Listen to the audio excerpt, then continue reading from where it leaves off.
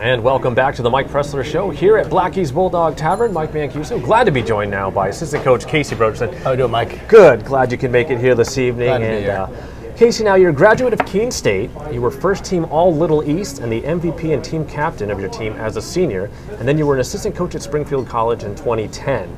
This is your second season now as an assistant at Bryant University. How'd you wind up at Bryant? It's actually a good question, Mike. In 2007, Coach Pressler came up and talked to the Keene State team, about team building and how you become a better lacrosse team overall. And that was coincidentally my best year up there as a team. 2007, we top 20 ranking and went to the NCAA tournament. And from there, I decided I want to get into coaching. I thought about high school coaching. I got my teacher certification at Keene, but I really want to get into college coaching, something I'd be passionate about.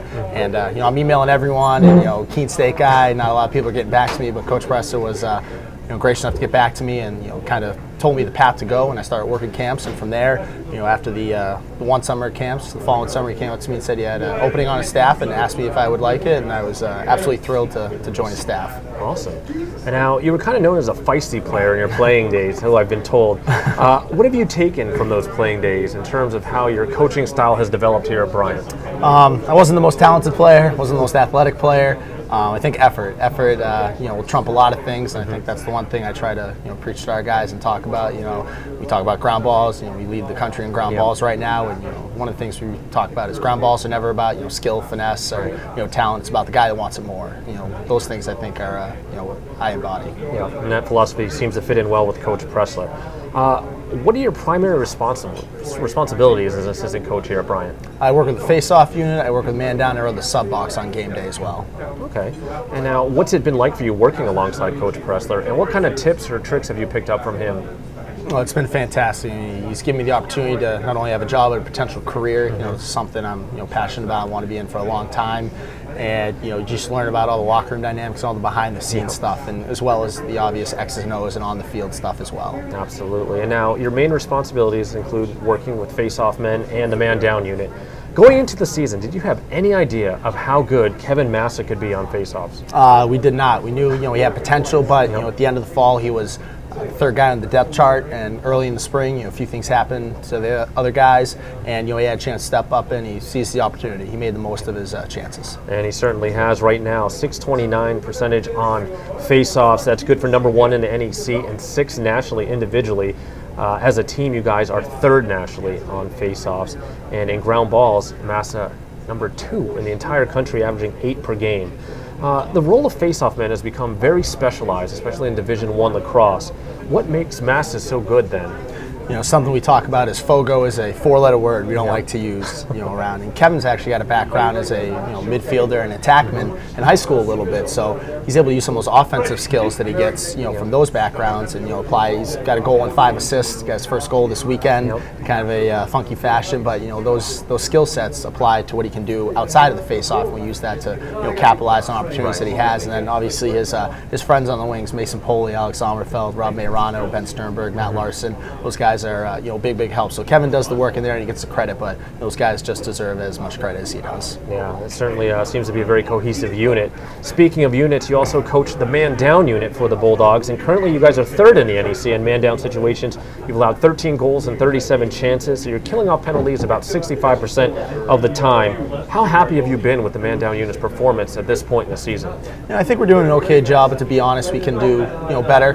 We set our standards pretty high. We had a good year last year. There's been some personnel turnover, but that's not an excuse, and we can do better overall. And starts at the top of me. I can coach better, and we can game plan better. So I take responsibility, and it comes down from there. And now, what do you think is the biggest key to success in a man-down situation? I think one of the things we preach a lot this year is communication. If you're out there, you're talking, you get yourself through most situations, and effort. You're a man down, so obviously you got to go a little faster, go a little harder.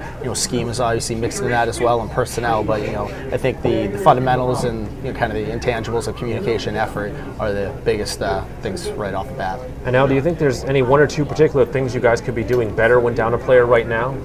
It's tough. I think some of the goals we've given up, kind of those funky goals that bounce here or there. But I think we just got to have better sticks, in the passing lanes, knock a few more passes down, and just be more fundamentally sound overall. Right. And now you're more than halfway through the season. You're 9 games in of a 16-game regular season, and you're right in the thick of NEC play. You just had your first NEC game against Sacred Heart, second one coming up now against Mount St. Mary's.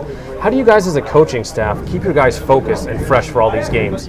I think before we get to Mount St. Mary's, the next game is Brown, and we're a big believer in the one game at a time mentality. But obviously, conference is priority, and I think we play 2 games in a week. You got them rolling right over each other. There's not a week to prepare, so there's no downtime for the guys. It's rest, rehab, get back at it Tuesday, get back at it Saturday. But I think the opportunity to play and compete and kind of earn our spot is keeps the guys motivated. You got to keep proving why you're there and why you're having success week after week. Right. That kind of leads into my next question. Now you've cracked the top 20 for the first time in program history. You're riding a 6-game winning streak. How do you keep your guys from getting too high on themselves, too overconfident the rest of the way? I think Coach Pressler does a great job of that. He's been there. He's been top 20 multiple times over and over, so he knows how to handle that situation. And you keep the guys humble, and you always point out what they can do better. You always talk about the positives, but there's situations or schemes or personnel decisions that you can always do better, and execution of things, and as long as you keep showing that to them, there's always room for improvement. I think that's what keeps them hungry. And one final quick question for you: on weeks where you have multiple games, how do you balance the workload in practice? I think you just double it up. You double it up for the workload for us. We're 7 days a week in season, all season long, and a few more hours in the office at night and everything like that. But you got to really plan your time. Like today, we went Sacred Heart film. Things we can correct before practice. We worked on the Brown stuff. We did Brown scouting report and film after practice, and we play Brown tomorrow. And then after Brown, it's a quick turnaround to Mount St. Mary's as well. Right. So busy week for you guys. We Absolutely. wish you the best of luck. Thanks you for Mike. joining us. That was Great Casey Brodersen, assistant coach of the Bryant men's lacrosse team. We'll be back with more here on the Mike Pressler Show on Cox Sports Television.